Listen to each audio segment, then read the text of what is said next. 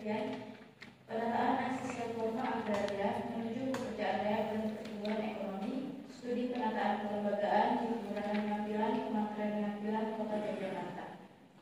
Yang keempat, Bapak Aris Nugroho, ahli Magister Sains Institut.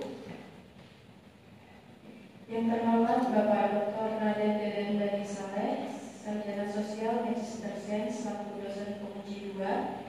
Yang terhormat Bapak Andi Muf Januari Tiana, Sarjana Teknik Magister Komputer selaku dosen penguji 3, serta rekan-rekan yang hadir pada seminar hasil penelitian pada hari ini. Ada khusus acara seminar hasil penelitian ini akan di 4 sesi. Sesi yang pertama yaitu pemaparan hasil penelitian oleh Saudara Wahyu Dedianto Pratama. Sesi yang kedua yaitu tanya jawab dari rekan-rekan Taruna Taruni. Sesi yang ketiga yaitu pemberian tanggapan, masukan dan saran dari dosen penguji. Sesi yang terakhir yaitu pembacaan berita acara seminar hasil penelitian. Baiklah, mari kita mulai sesi yang pertama yaitu pemaparan seminar hasil penelitian pada Saudara Wahyu Dedianto Pratama. Dipersilakan.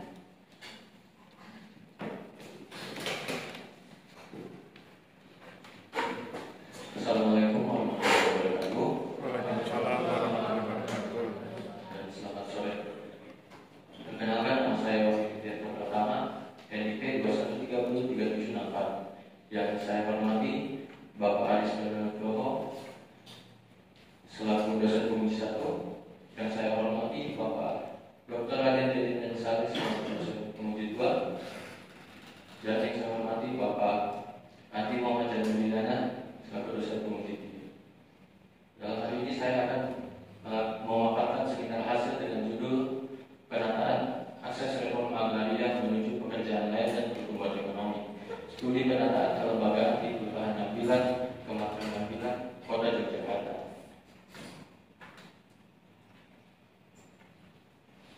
Latar belakang penelitian ini dimulai dari Undang-Undang Nomor 5 Tahun 1960 tentang Peraturan Dasar Pokok Agraria atau disingkat sebagai Undang-Undang UUPA, mengamanatkan bahwa bumi, air, dan ruang angkasa termasuk kekayaan alam yang terkandung di dalamnya pada tingkatan tertinggi dikuasai oleh negara dan digunakan untuk mencapai sebesar kemakmuran rakyat.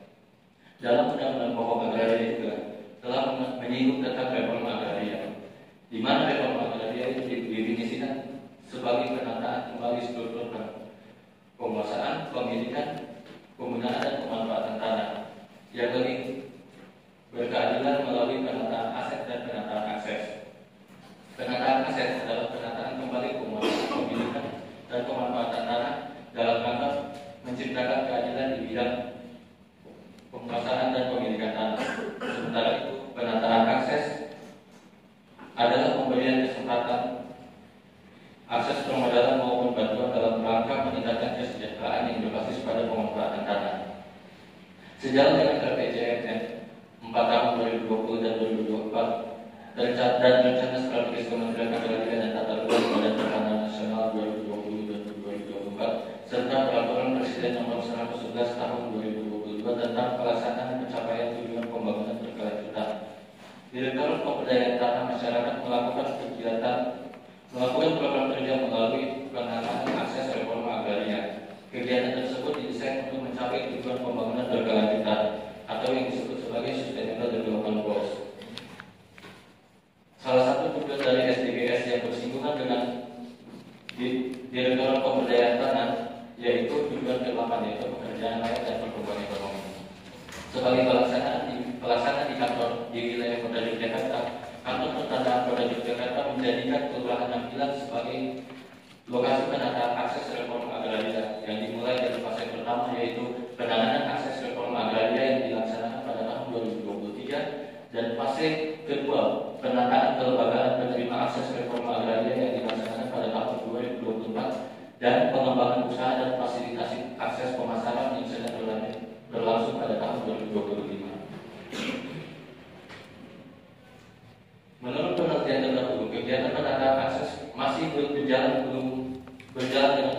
berjalan dengan baik. Dilihat dari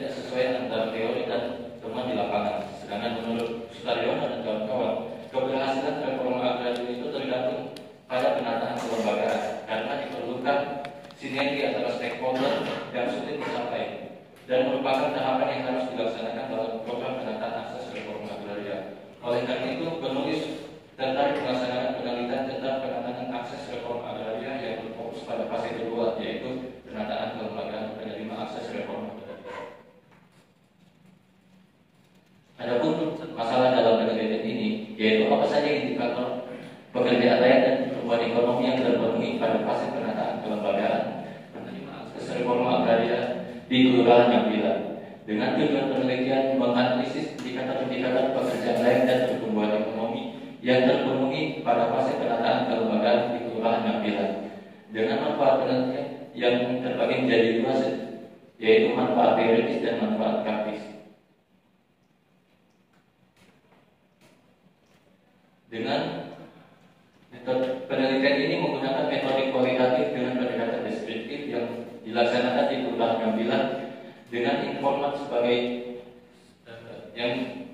yaitu seksi penataan dan pemberdayaan pada kantor pertanahan Kota Yogyakarta, Lurah Nyambila, Dinas Koperasi dan UKM Provinsi Daerah Istimewa Yogyakarta, Dinas Pariwisata Kota Yogyakarta, dan subjek penerima penataan akses reforma agraria.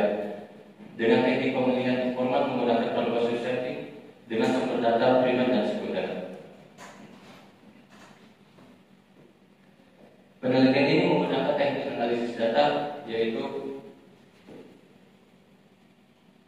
pengumpulan data, reduksi data, penyajian data, dan penarikan kesimpulan.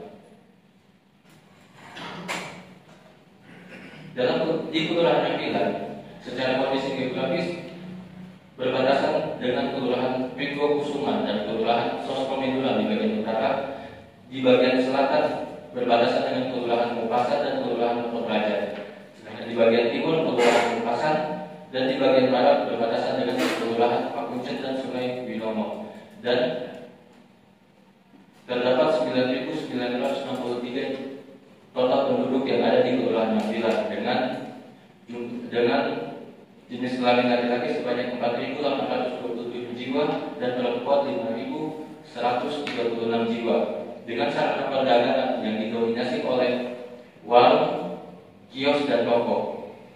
Adapun profil akses reforma agraria, yaitu bakpia patok yang dikenal sebagai oleh-oleh khas Yogyakarta, yang dimana jalan KS Tubun yang dikenal sebagai kawasan sentral pembuatan bakpia. Pada awalnya bakpia itu hanya sebagai pelengkap kue keranjang dan kemudian dikomersilkan oleh keluarga Tionghoa yang hingga sekarang banyak dikenal dan memiliki banyak label di bakpia di kawasan sentral bakpia patok.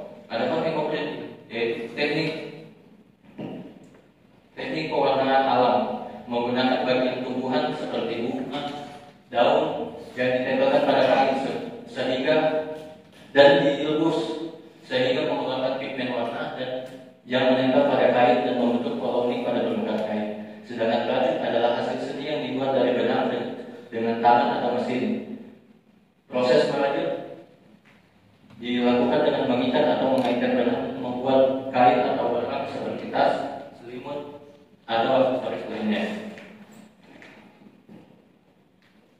Pelaksanaan penataan akses reforma agraria di Kelurahan Nyambila itu sudah berjalan baik dengan kantor pertanahan melaksanakan kerjasama dengan Dinas Koperasi dan UMK Daerah Istimewa Yogyakarta dan Dinas Pariwisata. Sedangkan pelaksanaan penataan kelembagaan penerima akses reforma agraria di Kelurahan Nyambila terbagi menjadi 4 kegiatan utama, yaitu penguatan kelembagaan, fasilitas kerjasama, pendampingan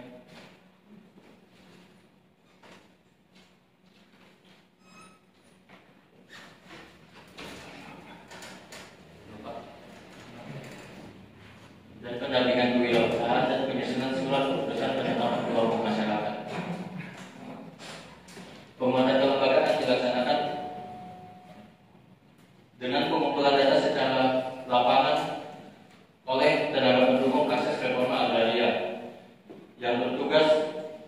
Adapun yang data yang didapati adalah jumlah asesmen data yang didapati sewaktu asesmen data, yaitu sejumlah 100 KK yang menjadi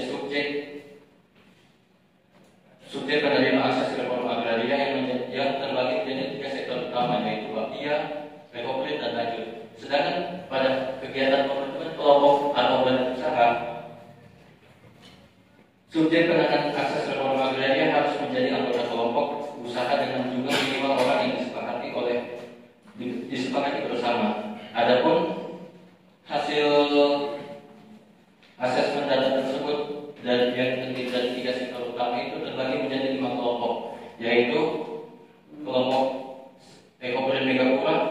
Sekarajut, bakpia Sumekar, bakpia 711 dan bakpia Laris Manis. Kemudian pada masa peningkatan kapasitas kelembagaan kelompok usaha, pada kegiatan ini dilaksanakan rapat untuk membahas kegiatan mengenai kelembagaan dan peningkatan kompetensi subjek penerima akses yang dilaksanakan di kantor pertanahan yang dihadiri oleh stakeholder terkait dan perwakilan penerima akses reforma agraria. Dalam rapat tersebut, Dinas Koperasi dan UMK daerah Yogyakarta memberikan dukungan melalui kegiatan yang dimiliki, yaitu masyarakat pemilik UMKM itu mendaftarkan mendaftarkan usahanya ke dalam sistem atau aplikasi Sibakul Yogyakarta. Kemudian pada tahap fasilitasi kerjasama, yaitu pembentukan rencana dan kesepakatan rencana kerja. Adapun rencana kerja yaitu pelatihan dan fasilitasi pemasaran pada Yogyakarta International Airport melalui aplikasi Sibakul Jogja. Kemudian pelatihan dan fasilitasi pemasaran online. Sedangkan yang dilaksanakan oleh Dinas Pariwisata yaitu fasilitasi pemasaran pada pameran dan stand hotel. Selanjutnya pada tahap pendampingan dan kewirausahaan dan kelembagaan dilaksanakan pendampingan pendaftaran pada platform Sibakul dan pemasaran online. Dan tahap selanjutnya yaitu penyusunan surat keputusan penetapan kelompok masyarakat yang dilaksanakan pembuatan surat keputusan penetapan kelompok masyarakat di kantor pertanahan Yogyakarta. Berdasarkan rapat tersebut disepakati bahwa kelompok UMKM itu terdaftar sebagai kelompok industri kecil menengah di Dinas Perindustrian, Koperasi dan UMKM pada Yogyakarta.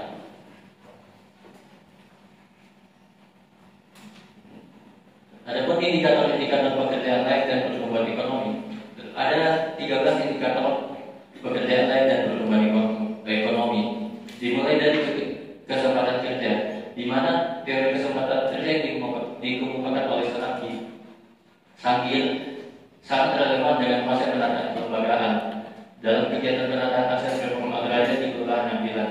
Didapati bahwa hasil seluruh pekerja di UMKM itu terdiri dari usia 15 tahun. Sedangkan menurut teori yang dijelaskan oleh Sukirno, Idris dan kawan-kawan, peningkatan perekonomian seharusnya diikuti oleh peningkatan kesempatan kerja dan proporsional. Karena pertumbuhan ekonomi yang sehat akan mendorong pertumbuhan output dan permintaan tenaga kerja. Namun yang terjadi di Kelurahan Nampilan itu terjadi peningkatan ekonomi, tetapi lapangan pekerjaan itu tidak meningkat secara signifikan. Hal ini mengindikasi adanya ketidakseimbangan antara pertumbuhan ekonomi dan penciptaan lapangan kerja. Oleh karena itu, indikator kesempatan kerja itu belum terpenuhi oleh pada masa ini. Kemudian pendapatan yang cukup dan pekerjaan yang produktif. Para pengusaha yang menjadi subjek penerima akses reforma agraria di Kelurahan Nampilan telah memberikan gaji sesuai dengan ketetapan Gubernur Provinsi Daerah Istimewa Yogyakarta nomor 483 dari Kep dari 2024 tentang penetapan upah minimal kabupaten atau kota tahun 2025. Hal tersebut menjadi bukti komitmen para pelaku usaha untuk memenuhi hak tenaga kerja secara teratur, tepat waktu pembayaran ini dilakukan secara teratur dengan sistem pengupahan harian. Selanjutnya jam kerja yang layak dalam Undang-Undang Nomor 6 Tahun 2023 tentang penetapan peraturan pemerintah mengganti Undang-Undang Nomor 2 Tahun 2022 tentang Cipta Kerja menjadi undang-undang. Ada dua skema jam kerja, yaitu jam kerja sebanyak 8 jam dalam sehari dan 7 jam kerja dalam sehari. Di kelurahan yang terjadi di Kelurahan Nampilan didominasi oleh pemilik usaha memperkerjakan masyarakat karyawannya itu sebanyak 8 jam kerja sehari.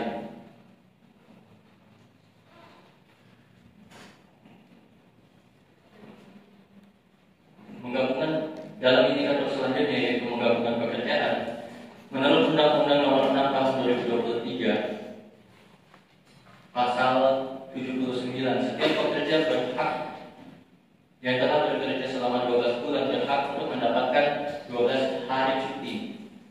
Namun yang terjadi di Kelurahan Nampilan itu didominasi oleh pemilik usaha. Pemilik usaha tidak banyak yang tidak memberikan cuti karena itu merupakan efek domino efek dari tidak tercapainya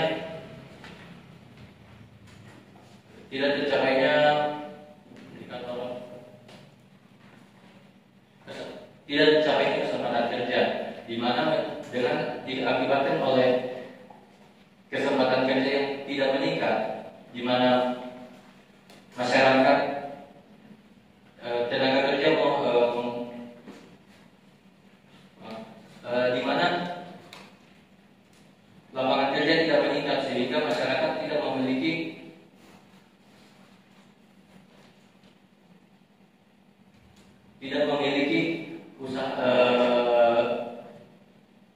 cuti sebanyak 12 hari. Selanjutnya, oleh karena itu penggabungan pekerjaan tidak terpenuhi. Selanjutnya pekerjaan yang harus dihapuskan. Penghapusan pekerja paksa dan pekerjaan telah disepakati oleh konferensi pekerja paksa. Dan setiap pekerja UMKM subjek penerima akses reforma agraria di Kelurahan Nampilan sudah berusia di atas 15 tahun. Ini menunjukkan bahwa bisnis lokal telah mematuhi ketentuan usia minimal kerja yang ditetapkan oleh Undang-Undang Ketenagakerjaan. Selanjutnya yaitu stabilitas dan jaminan pekerjaan. Dalam Undang-Undang Nomor 6 Tahun 2023, Pasal 15 ayat 1 menjelaskan bahwa pengusaha, pekerja atau buruh dan pemerintah harus berusaha agar tidak terjadi pemutusan hubungan kerja. Di Kelurahan Nampilan, UMKM subjek penerima akses reforma agraria dominan tidak mengalami pengurangan tenaga kerja. Kesempatan dan perlakuan setara dalam pekerjaan. Yang terjadi di Kelurahan Nampilan, tenaga kerja UMKM terdiri dari 43 jenis kelamin perempuan dan 41 jenis kelamin laki-laki. Hal ini menunjukkan keseimbangan yang cukup baik antara pria dan wanita. Dan ini menunjukkan kondisi kesetaraan gender dan inklusif di tempat kerja, di mana laki-laki dan perempuan memiliki kesempatan yang sama untuk membantu perekonomian lokal. Kemudian lingkungan kerja yang aman.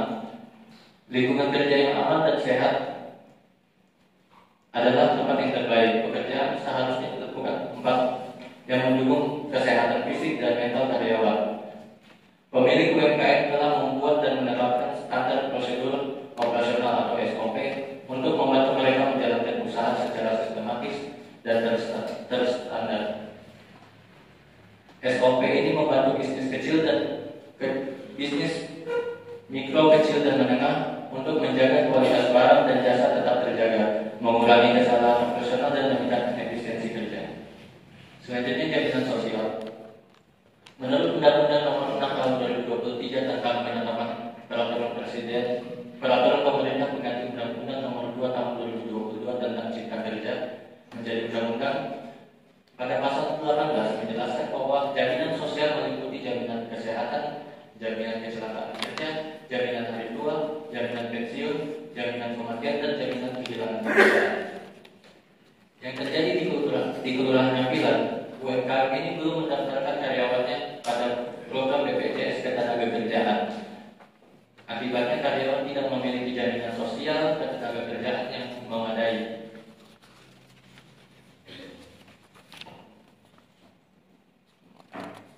Indikator selanjutnya yaitu dialog sosial.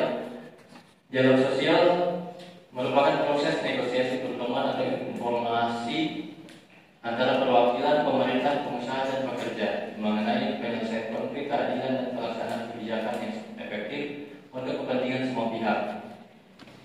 Pemilik UMKM di Kelurahan Nampilan telah memberikan kesempatan kepada karyawannya untuk bergabung dalam berbagai kelompok atau perkumpulan kerja seperti komunitas usaha, koperasi, atau paguyuban. Selanjutnya yaitu indikator LEM atau bahan mentah. Untuk mendapatkan bahan baku, selama ini UMKM tidak mengalami kesusahan atau kesulitan, sehingga proses produksi dapat terus berjalan dan berlangsung secara didukung oleh ketersediaan bahan baku dari pemasok lokal. Indikator selanjutnya yaitu laporan tenaga kerja. Menurut Saleh dan Monolina, pengelompokan jenis industri terbagi menjadi 4 berdasarkan jumlah tenaga kerja, yaitu industri rumah yang terdiri dari 1 sampai 4 orang, industri kecil sebanyak 5 hingga 9 orang pekerja, industri sedang memiliki pekerja 20 sampai 99 orang, dan industri besar mempekerjakan lebih dari 100 orang. Di UMKM di wilayah Kelurahan Nampilan dapat dikategorikan sebagai industri rumahan, yaitu usaha yang dijalankan di rumah dengan modal terbatas. Selanjutnya yaitu modal. Pelaku usaha kecil dan usaha mikro kecil dan menengah yang memulai atau mengembangkan bisnis mereka dengan dana pribadi dari tabungan mereka. Pendanaan mandiri ini sesuai dengan tujuan strategi mereka tanpa perlu terpengaruh oleh pihak lainnya. Penggunaan dana pribadi juga menunjukkan bahwa selaku UMKM siap berkomitmen untuk mengelola bisnis mereka secara bertanggung jawab. Kemudian pembagian modal itu dibagi menjadi 3, yaitu bahan baku, bahan peralatan produksi, dan tenaga kerja. Dalam hal ini pengusaha di Kelurahan Nampilan itu didominasi menggunakan modalnya itu untuk kombinasi dari 3 bagian utama, yaitu bahan baku, peralatan produksi, dan tenaga kerja.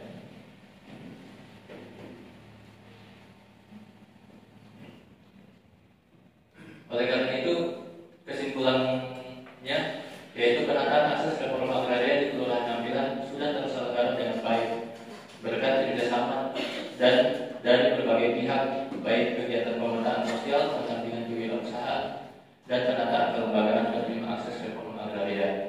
Kegiatan pendampingan dilaksanakan dengan kerjasama antara Dinas Koperasi, UMK, UKM Daerah Istimewa Yogyakarta, dan bagian pusat layanan usaha terpadu Dinas Pariwisata Kota Yogyakarta, dengan disiapkan beberapa kegiatan, yaitu berupa fasilitasi akses pemasaran pada aplikasi Sibakul dan fasilitasi akses pemasaran online menggunakan aplikasi WhatsApp.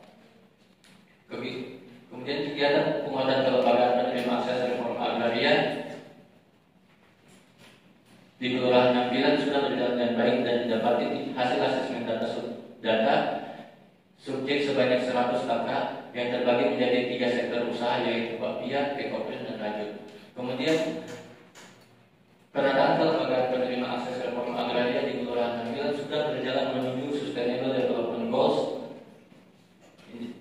pekerjaan lain, dan pertumbuhan ekonomi, dinilai dengan terpenuhinya 10 indikator dan 13 indikator, yaitu pendapatan yang cukup dan pekerjaan yang produktif, jam kerja yang layak, pekerjaan yang harus dihapuskan, stabilitas dan jaminan pekerjaan, kesempatan dan perlakuan yang setara dalam pekerjaan, lingkungan yang aman, dialog sosial, lab atau bahan mentah, labor, tenaga kerja, dan kapital atau modal.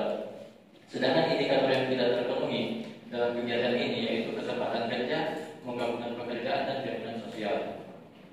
Sehingga diharapkan penataan akses reforma agraria dapat semakin efektif dalam mewujudkan pekerjaan layak dan pertumbuhan ekonomi yang inklusif dan meningkatkan kesejahteraan masyarakat secara berkelanjutan, sehingga akan menuju Sustainable Development Goals.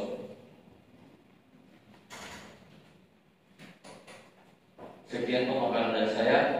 Lebih dan kurangnya saya mohon maaf, saya kembalikan ke pimpinan.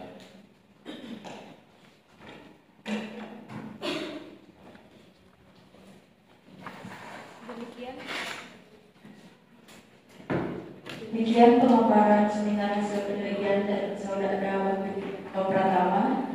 Sesi selanjutnya yaitu tanya jawab dari rekan-rekan Taruna Taruni. Kepada rekan-rekan yang ingin bertanya atau memberi masukan kepada penyaji dipersilakan. Saya batasi untuk 2 orang.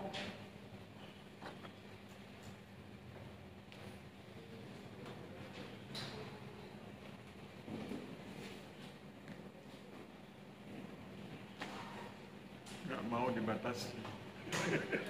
Nggak mau batasi, nggak mau mereka. Coba, saya tidak batasi.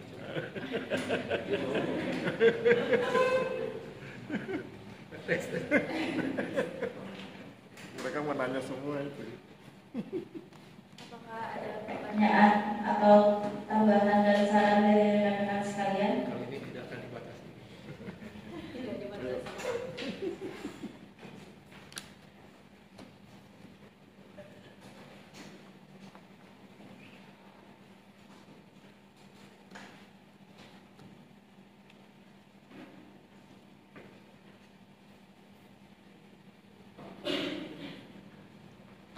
Boykot mereka. Biasa dari di luar itu. Kamu di boykot, kawan-kawanmu nggak ada yang ngomong.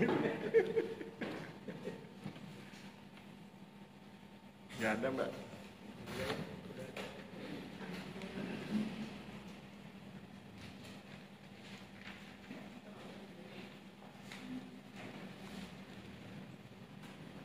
Jika tidak ada,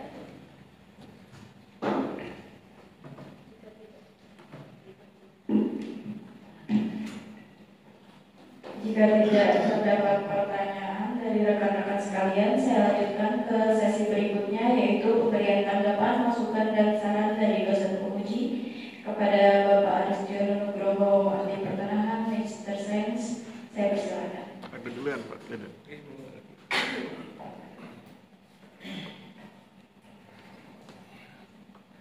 Oke, thank you. Assalamualaikum warahmatullahi wabarakatuh. Salam sejahtera buat kita semua yang saya hormati Pak Andi, Pak Deden, Mas Wahyu, dan sahabat-sahabat mahasiswa. Saya ingin tolong ditayangkan slide bab 4 yang awal.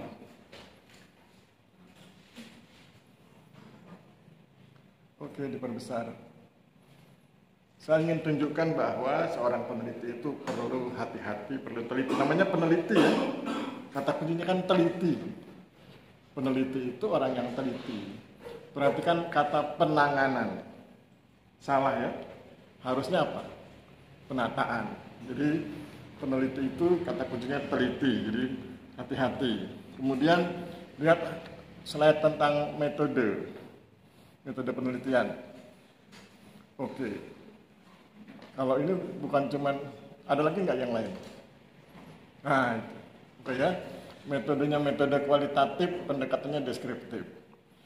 Oke ya, kita kunci ya. Metodenya kualitatif, pendekatannya deskriptif. Lihat bab 5. Bab 5 awal saja. Nanti berarti kalau bab 5 awal sudah salah, berarti bab 5 seterusnya salah ya. Itu permainannya. Bab 5, Mbak. Oke.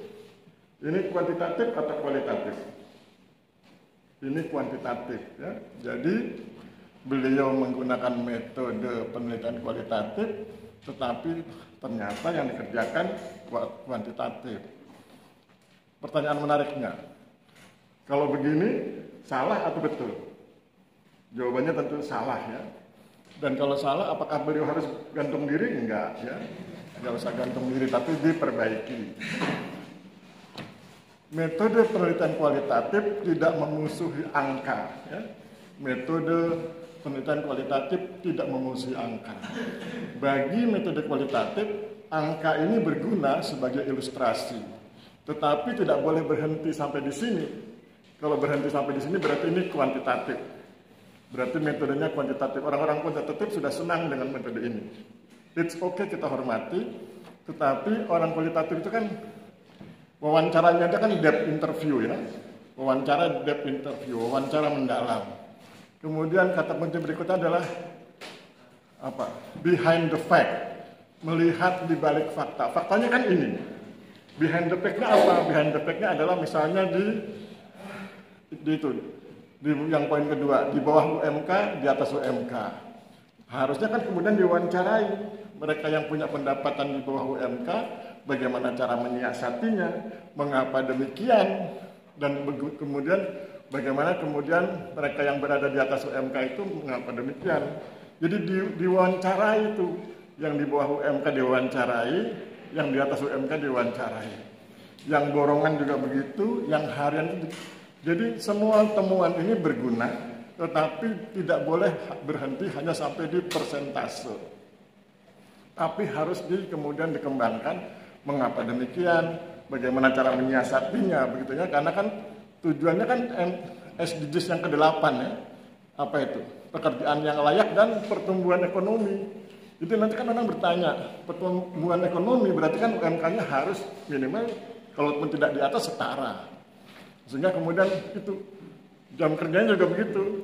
Yang 8 jam diwawancarai, yang 7 jam diwawancarai. Berikut terus, slide berikut. Sama ya, ini juga begitu. Yang tidak cuti bagaimana, yang ada cuti bagaimana. Semua diwawancarai.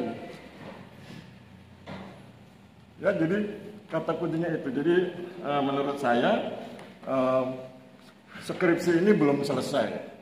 Karena skripsi ini baru sampai di ilustrasi. Belum sampai di analisis dengan menggunakan metode penelitian kualitatif dengan pendekatan deskriptif. Nasihatnya adalah lakukan analisisnya. Ya itu tadi saya bilang, misalnya perempuan, bagaimana sikap perempuan dalam konteks kesempatan kerja, bagaimana sikap laki-laki, wawancarai. Kemudian bagaimana yang tidak tersedia SOP, bagaimana yang tersedia. Pokoknya ini semua, ini kan baru temuan, baru potretnya, baru fact. Behind the fact-nya itu belum. Kualitatif itu behind the fact, bukan cuma fact. Ya. Berikut.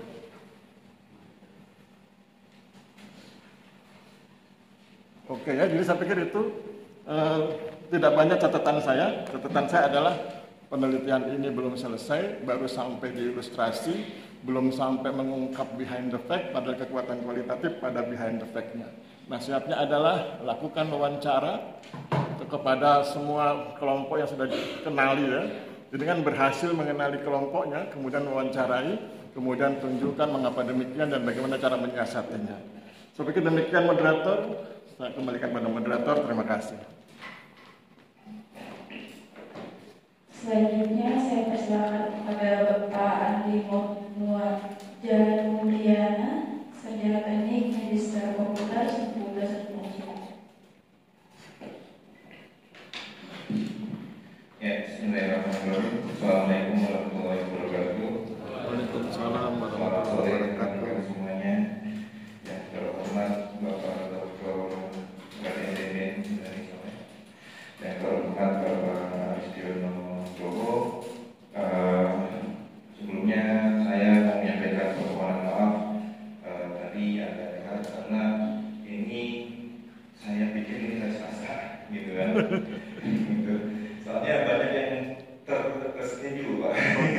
Pak, mohon maaf ganti lagi jadwalnya ngomongin kali jadi yang Mas Wahyu ini di luar dari radar saya, gitu kan.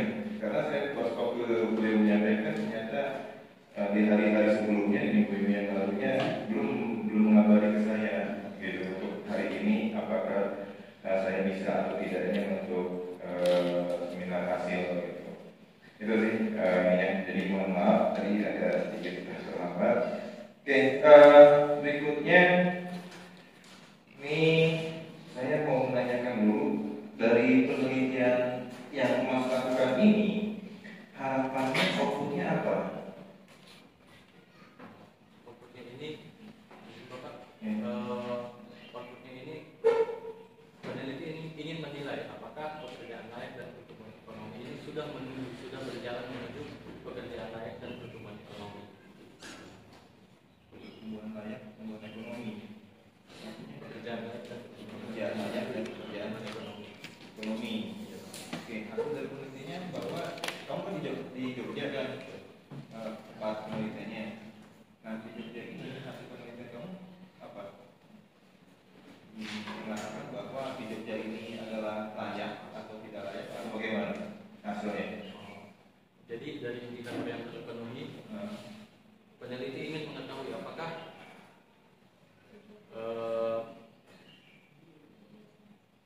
tujuannya itu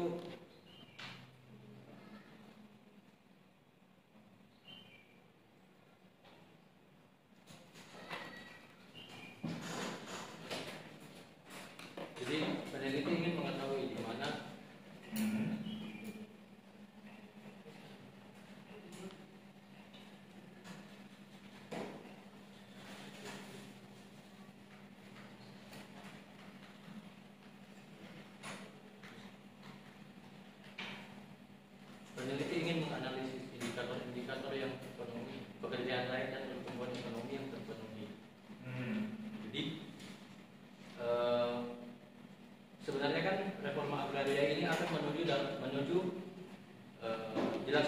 reforma agraria akan menuju Sustainable Development Goals. Sedangkan Sustainable Development Goals yang bersinggungan dengan Kementerian ATR BPN dan Pemberdayaan ini adalah indikator tujuan ke-8 pekerjaan layak dan pertumbuhan ekonomi. Peneliti ingin mengetahui apakah hal tersebut sudah sejalan, sudah sesuai dengan harapan yang diinginkan oleh tujuan pembangunan berkelanjutan. Oke. Hasil yang didapati bahwa penataan kelembagaan ini sudah berjalan menuju Sustainable Development Goals tujuan ke-8 dan akan dilaksanakan fase ketiga. Fase ketiga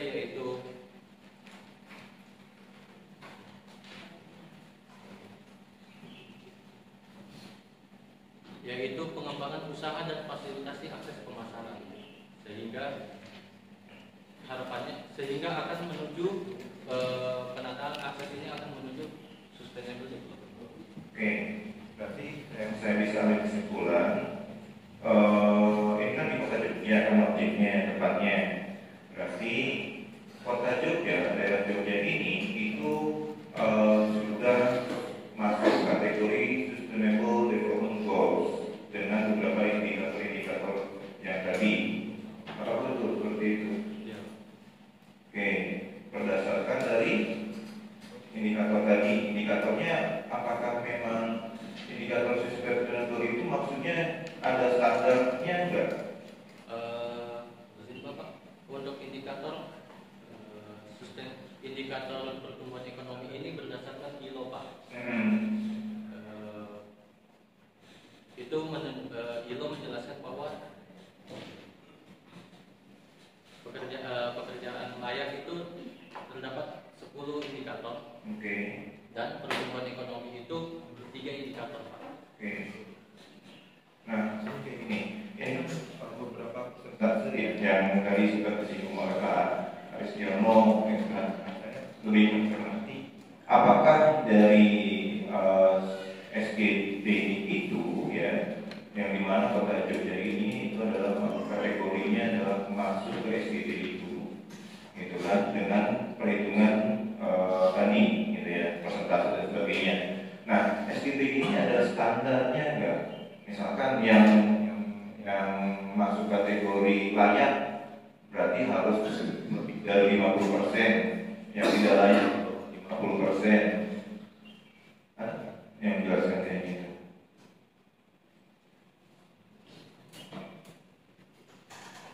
Contoh jam kerja tadi, jam kerja yang baik itu menurut SGD itu berapa sih?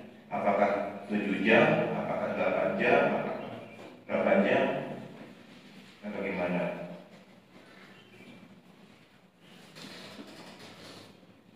Jadi dimatchingkan, jadi misalkan nih ternyata dari SGD itu aturannya itu adalah 8 jam.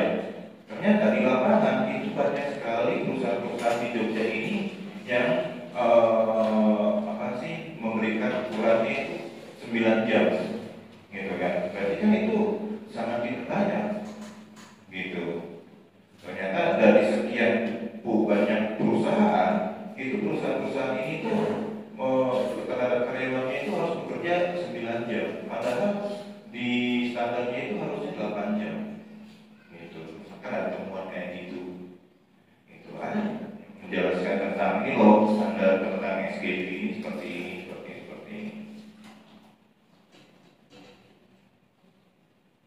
Dari indikator-indikator yang dari kerja dan seterusnya.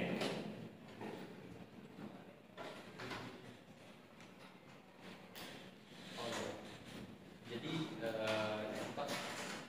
di buku pekerjaan layak Indonesia itu sudah menjelaskan bahwa ada indikator seperti kesempatan kerja itu, indikatornya itu untuk pemenuhan kesempatan kerja itu seperti yang dijelaskan bahwa harus 15 tahun usia kerja. Itu sudah, jadi di buku yang diterbitkan oleh ILO itu sudah menjelaskan, sudah ada indikator dan sudah ada aspeknya, Pak. Oke, berarti merujuk dari ILO. ILO juga banyak sekali penjelasan tentang indikator-indikator ini ya, mulai dari jam kerja, mulai dari pendapatan cukup dan pekerjaan yang produktif. Iya. Di laporan ada Ada Pak. di halaman apa?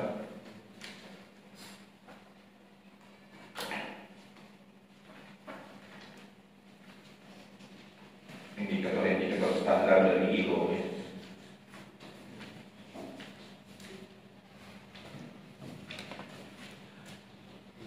Di halaman 25.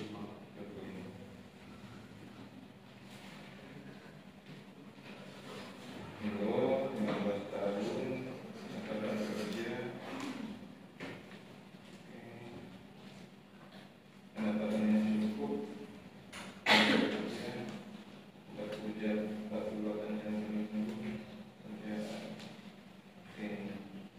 Ya, ini keterhubungan antara data yang kamu hasilkan dengan standar dari ILO. Ya. Nah, dari hasil ini bahwa kamu menyimpulkan Kota Jogja itu masuk ke dalam kategori yang kalian Sudah menuju sustainable. sudah menuju sustainable development ya. Oke, dari beberapa indikator ini. Oke. Oke, ini ke beberapa dari laporan di rumusan masalah mungkin bisa direkomendasikan ini per poin. Kalau saya baca di sini ada 2 poin ya yang kamu angkat atau sudah 3 poin? Satu poin saja. 1 poin saja. Indikator pekerjaan lain dan pertumbuhan. Indikator pekerjaan lain dan Ini, jadi ingin mengetahui apakah indikator apa saja indikator pekerjaan lain dan pertumbuhan ekonomi yang terpenuhi pada fase pelaksanaan kelembagaan.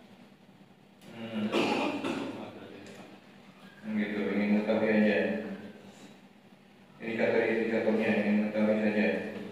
Tapi kamu nggak menjelaskan di daerah mana, hanya ingin mengetahuinya saja.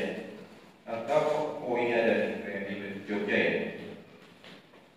Oke, reforma agraria di Kelurahan Ngampilan. Khusus berarti Kelurahan Ngampilan saja berarti ya. Iya, Pak.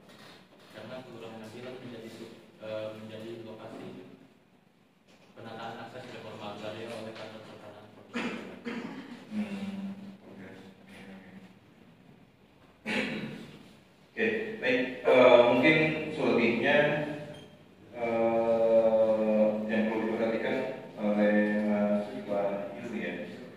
Jadi ada beberapa redaksi kata asing yang tidak, ini sudah saya kasih tanda, yang tidak tercetak miring, dan juga diharapkan di setiap menampilkan tabel, menampilkan gambar, menampilkan grafik itu harus ada penjelasan maksudnya apa, poinnya apa dari gambar, dari grafik itu supaya si pemerintah paham mengenai tentang apa yang disajikan oleh Mas Wahyu masukkan ke dalam laporan. Karena ada beberapa yang dideskripsikan gitu ya, informasi dari gambar, tabel dan seterusnya. Ada juga sebagian yang tidak dijelaskan maksud dari tabel itu apa, dari gambar itu apa. Itu saya sebaiknya rekomendasikan untuk konsisten untuk menjelaskan. Karena yang membaca laporan Mas Wahyu ini bukan hanya dari ilmu pertanahan saja, itu kan banyak segmen dan banyak pembaca yang dimungkinkan itu akan membaca karya ilmiah gitu. Itu mungkin dari saya. Terima kasih. Selamat berbahagia.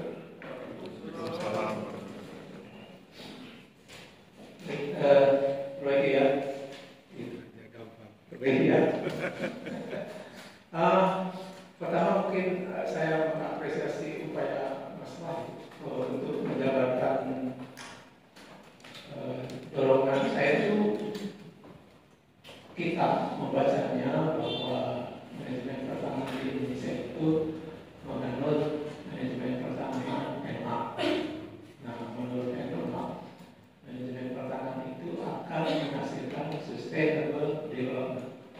Nah, kita ingin uji itu melalui penerapan akses. Jadi intinya Mas Khalif ini menguji apakah penerapan akses reform karya ini menuju sustainable development. Nah, tadi ada kesimpulannya begitu.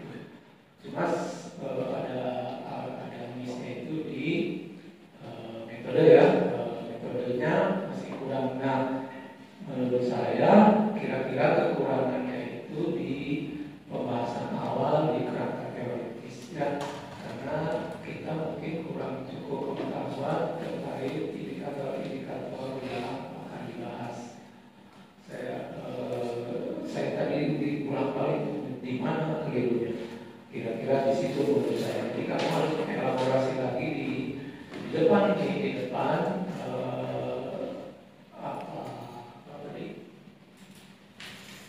elaborasi pekerja di bawah umur dan coba tunjukkan kita baca dari indikator saja.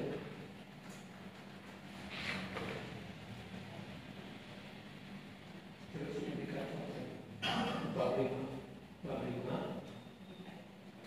Nah, ini usia pekerja. Jadi sepertinya referensi kita untuk kondisi ini hanya terbatas dari buku indikator ILO itu saja yang hanya ILO. Saya sarankan kalau mau baca mungkin banyaknya tidak terbatas di buku itu untuk bisa masuk ke wilayah kualitatif.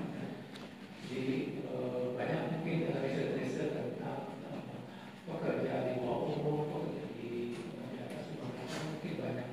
Apa pengaruhnya dipengaruhi oleh apa, berpengaruh terhadap apa, mungkin kita bisa melihat dari situ. Sehingga kalau Mas Wahyu punya informasinya, kita akan bisa menambahkan di berbagai indikator itu keterangan yang lain yang Pak tadi bilang analisisnya, karena ini baru menyampaikan fakta ya.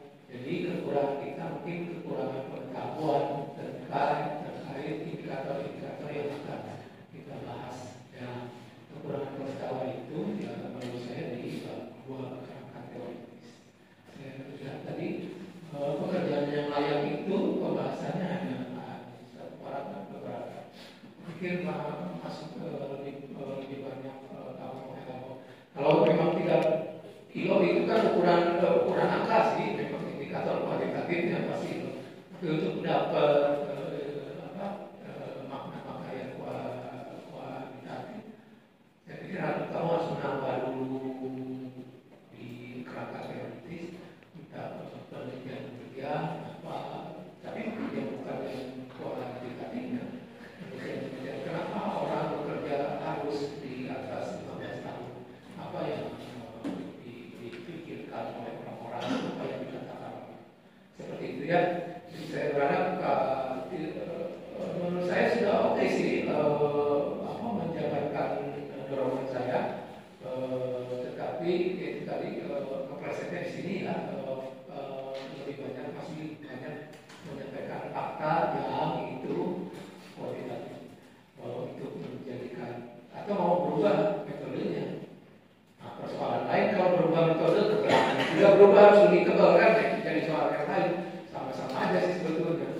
Udah tetap begini aja, tapi kamu belajar apa aspek kualitatif dari usia kerja, apa aspek kualitatif dari peningkatan ekonomi, itu ya. Nah, jadi nanti kita bisa ngomong mengapa sih di sana ada orang-orang mulai bekerja di atas 15 tahun seperti itu ya. Punya informasinya, kamu mewawancarai informannya ada yang di atas 20 tahun misalnya. Kenapa dia mulai bekerja di atas 20 tahun? Ada informasi? Ada, kalau kamu cerita ke saya ada, harusnya ada informasinya, ada informasi kualitatifnya. Nah, tapi untuk memanggil informasi itu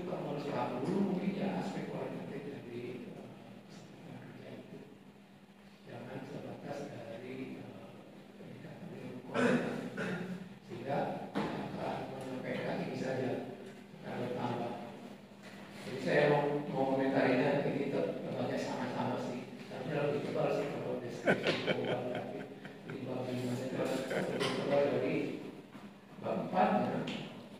Bab 4 mirip-mirip. Itu ya, saya cukup. Terima kasih.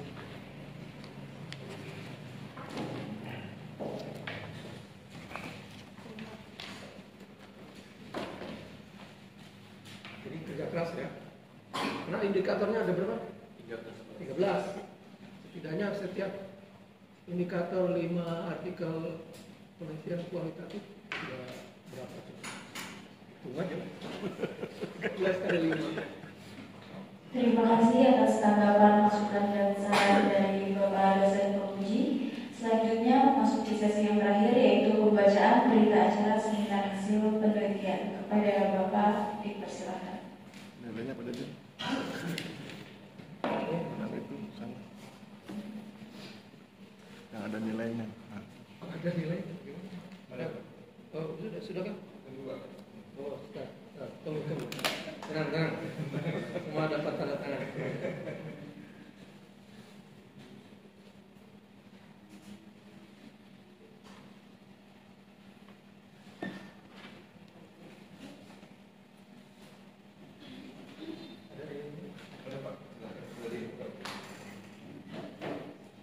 Tulis di itu.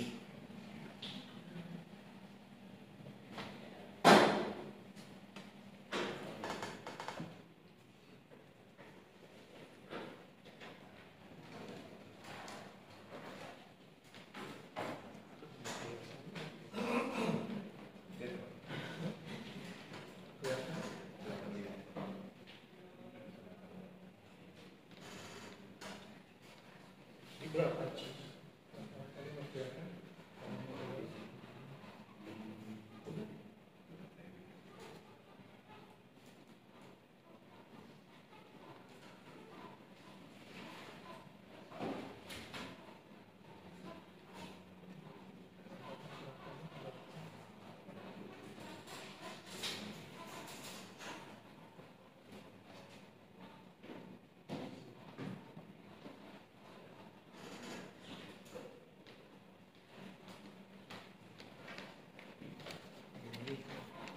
Oh, itu di situ.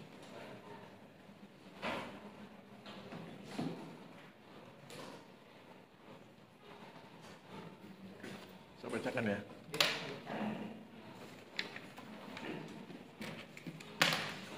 Saya akan bacakan berita acara. Pada hari ini Senin tanggal 30 Juli 2025 telah menempuh ujian seminar hasil penelitian. Nama Wahyu Dedeyanto Pratama, NIT 2130374, kelasnya C. C itu kelas ya, bukan nilai ya. Kalau C nggak lulus. Terus kemudian kami bertiga komunikasi lewat batin lewat WA. Kemudian ketemu angka ya.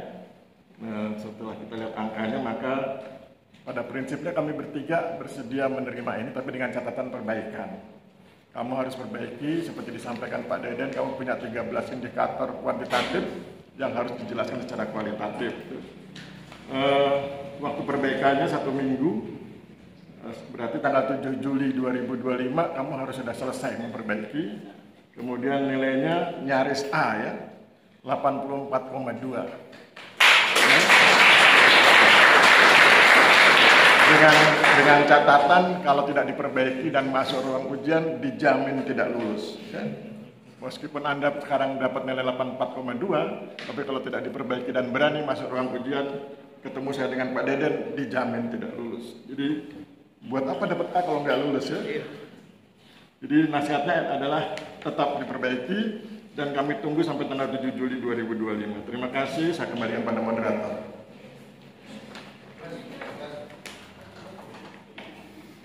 Dengan berakhirnya pembacaan berita acara seminar hasil penelitian, maka berakhir pula